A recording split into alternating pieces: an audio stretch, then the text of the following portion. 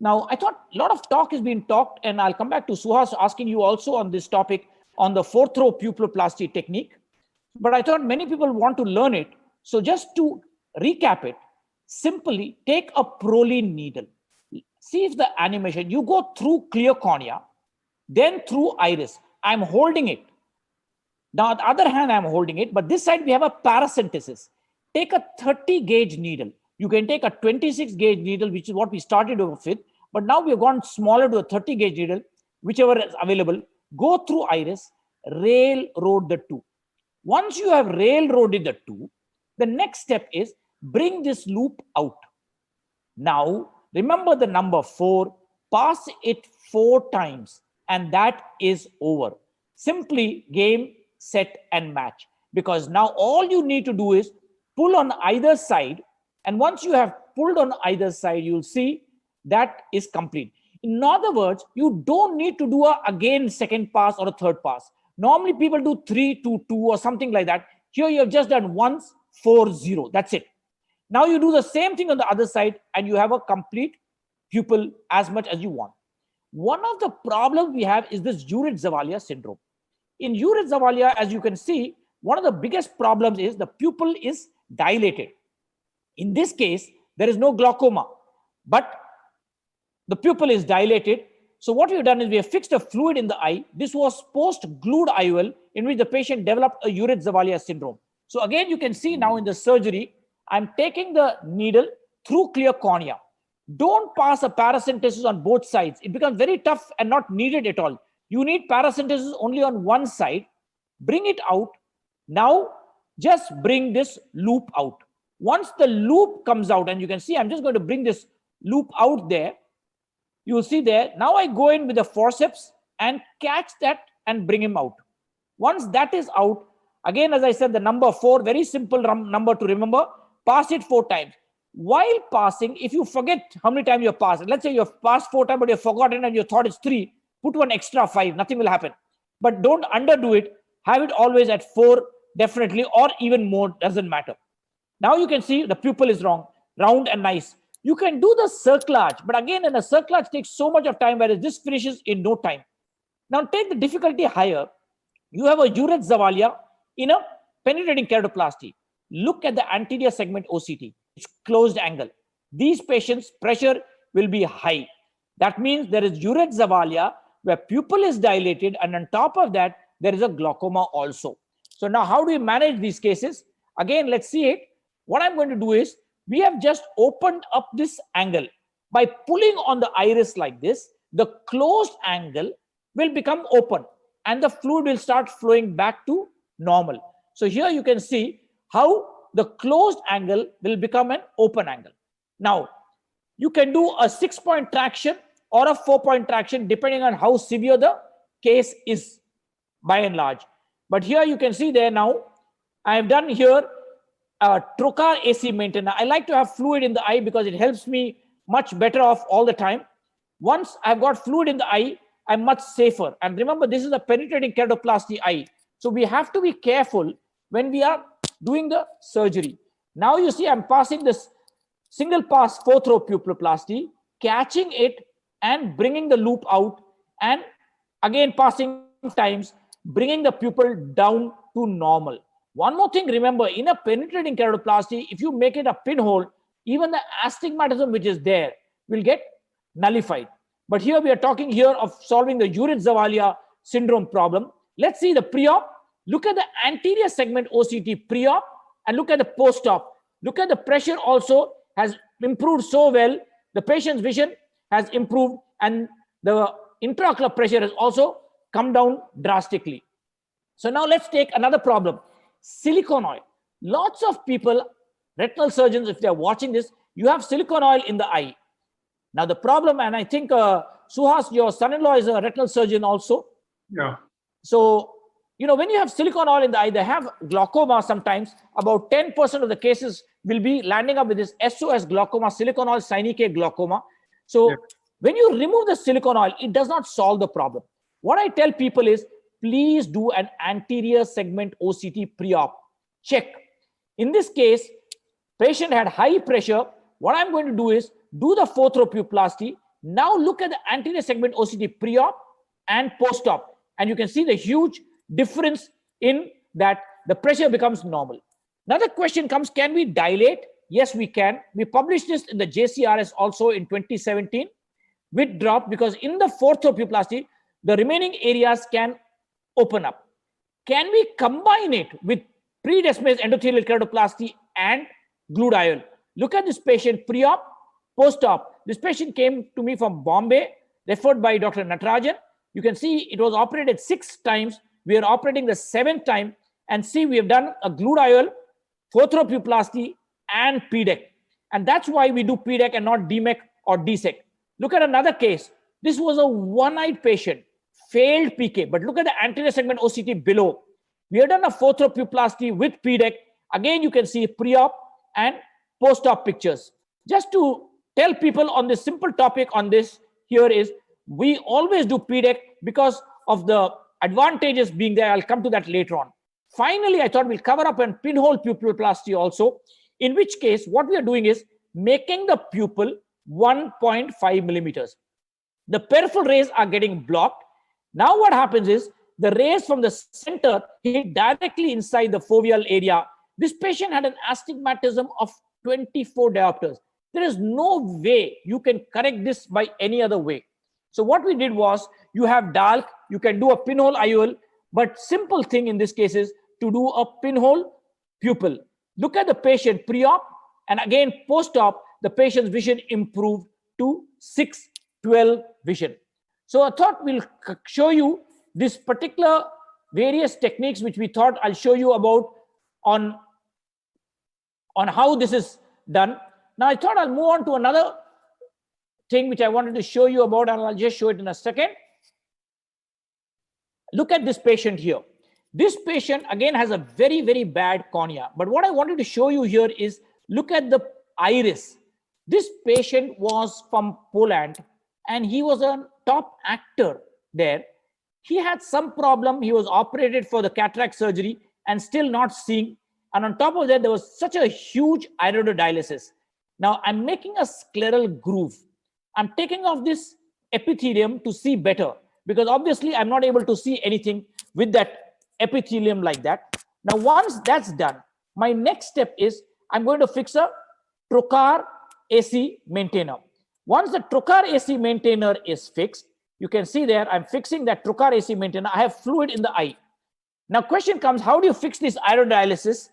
Here I'm fixing right opposite the iridodialysis another trocar AC maintainer. And here you see the trocar going into the eye. You can use it passing through the cornea or through the limbus or through the scleral portion 0.5 millimeter. Either way, the game plan is very simple. I'm now going to use a double-armed Prolene needle.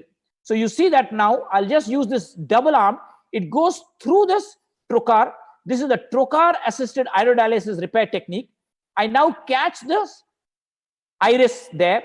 Once the iris is caught, from the other side, see the groove which we have got there? From this groove side, I'm going to pass the 30 gauge needle. Now railroad the two. Once you have railroaded the two, this needle comes out. So far, so good. Now you have the second arm of the double arm. You just have to pass it again through the trocar. If I did not have the trocar, the problem with this hangback technique, which was started by Michael Snyder and which we have now modified to this, is if you pass it through a clear corneal incision, it can get stuck in the corneal lips. With the trocar, another advantage is it not only does not get stuck in the lips, but you can guide it. So I'm using the trocar to guide my needle wherever I want it to go. Once it is going through the iris, now I go through the other side, a 30 gauge needle, and you will see me locking onto that, bringing it out. Once that second portion of the double arm comes out, all we need to do is suture it. So now you'll see me now suturing this whole system back in place there. And once that's done, you'll see the iridodialysis pulled in place. Now you can do more of this wherever you want. So you can see another area where the iridodialysis is still there. So that area also will do the same procedure exactly like what I showed you about. Remember one thing, iris repair in cataract surgery is extremely important in today's scenario, because this can do so many things which will make the patients extremely happy. Again, you can see the first arm passed. Now the second arm has been passed. Both arms will be pulled. All we need to do is just tie it across. Now, in the bargain, if you notice, the pupil has become quite large. I'm trying to break any synechiae which are present there, because if there is any closed angle, it will become open angle by this. Here you can see I'm breaking those synechiae there. Once I have broken this synechiae, I will then move on to the two-fold technique. In other words, I want to make this pupil a bit smaller. So now we have done the trocar assisted iridodialysis. Now we will do the single pass fourth row pupiloplasty. So you can see now I'm just going to pass the needle into the iris through clear cornea. From the other side, as I told you, we have a paracentesis 30 gauge needle goes inside, railroad the two. Once they are brought out, you see the whole thing just coming out. And once that is out, then bring this loop out. Once the loop is out, all you need to do is put the number 4 into the system there, put it 4 times, and you'll see this pupil becoming small. We might not be able to make the pupil too small because it's so badly traumatized, but as much as you can, make it so that the patient will be very, very happy post-operatively. If you have made the pupil too small, remember, you can always use a vitrectomy probe to enlarge it. Here you can see I'm doing the fourth row pupiloplasty on the top portion, and when you do that, it's become like a slit. So I'm going to use the vitrectomy probe to enlarge it. My game plan is very simple. I want that Purkinje image to be centered onto the pupillary area post-operatively. So here you can see there on table also, it is centered very well. Now, once you have done this, then the next portion comes into play, and that is do a PDEC. Now, question here is very simple. Why don't we do DMEC or DSEC? The problem in DSEC is it is too thick. You take an 80 micron, 100 micron, whatever you're using. In DMEC, you're taking 15 microns. But the problem all of you understand is the donor, you cannot strip the endothelium till the donor is 50 years or 40 years. In PDEC, any age. So we use always the young donors. Here it's a very simple procedure just to complete this clipping here, where we have created this type 1 bubble, made the PDEC graft, and then we will inject it inside the eye and unroll it. The another advantage in PDEC you'll notice is the patients post-operatively rebubblings don't occur. Very, very rare to see rebubbling. And also on table, you can manipulate the tissue. So once my graft is in place, I will unroll that graft and make it absolutely bang on track. So here you can see the graft in place there, centered as much as I want, wherever I want it, and fill it up with air. Now the question comes, how did this patient behave? As I told you, he was a top actor from Poland who had come to us for surgery. Post-operative, day 3, you can see the patient. 3 weeks post-op, the patient improved to 6'9", and you can see the final picture, 2 months post-op, the vision has already improved to 6'6". So now that we have seen various scenarios, which I thought I'll show you one more clipping.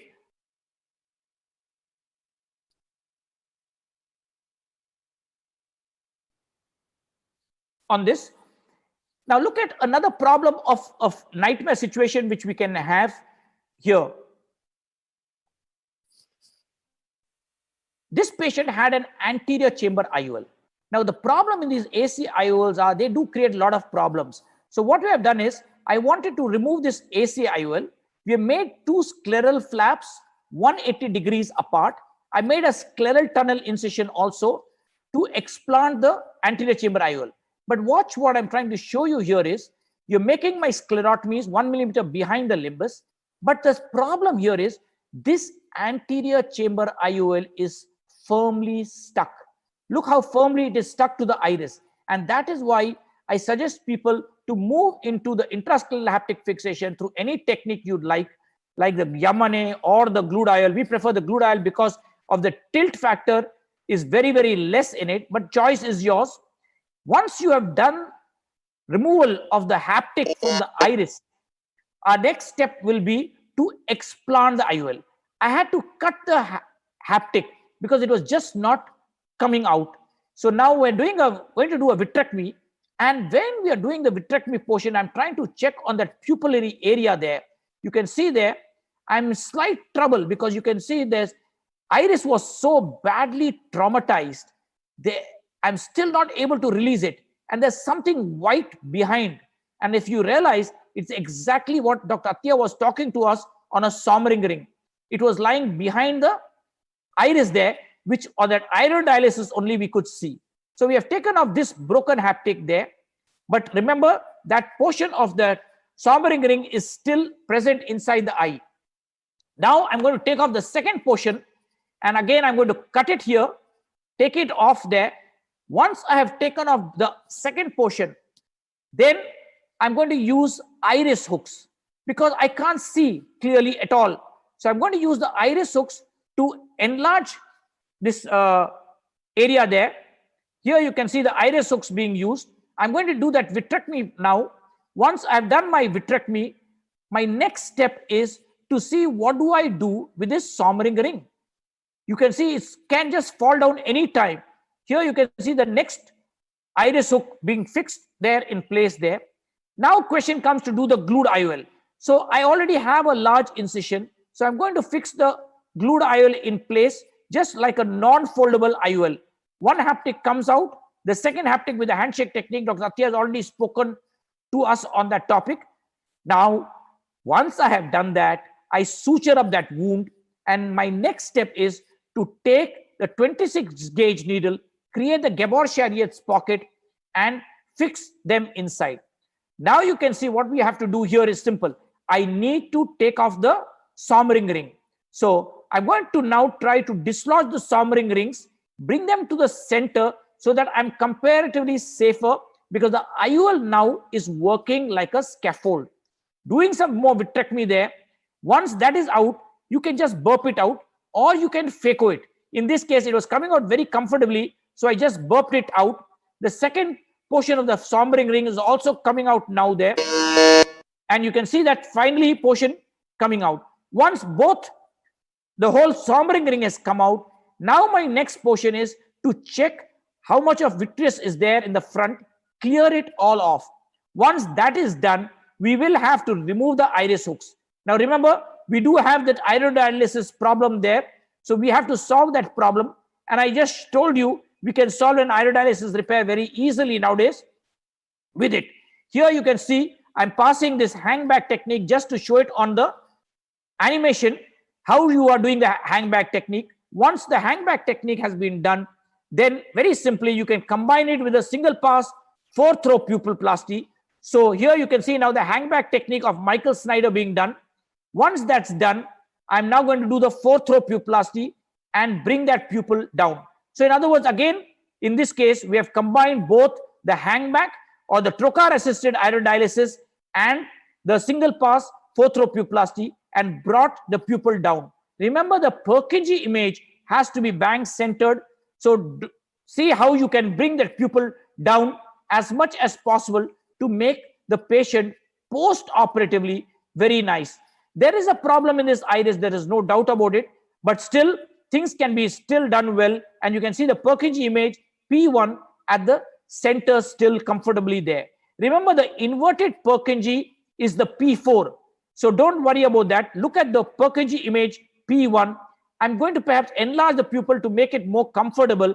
And this basically completes this case here by ending it with the fibrin glue. So this is how the patient looks on table, and subsequently this patient on post-operative day 1 improved to 6'9". So you can see here now pre-op, intra-op, and 1 month post-op, this same patient. Saying that, I like now to stop sharing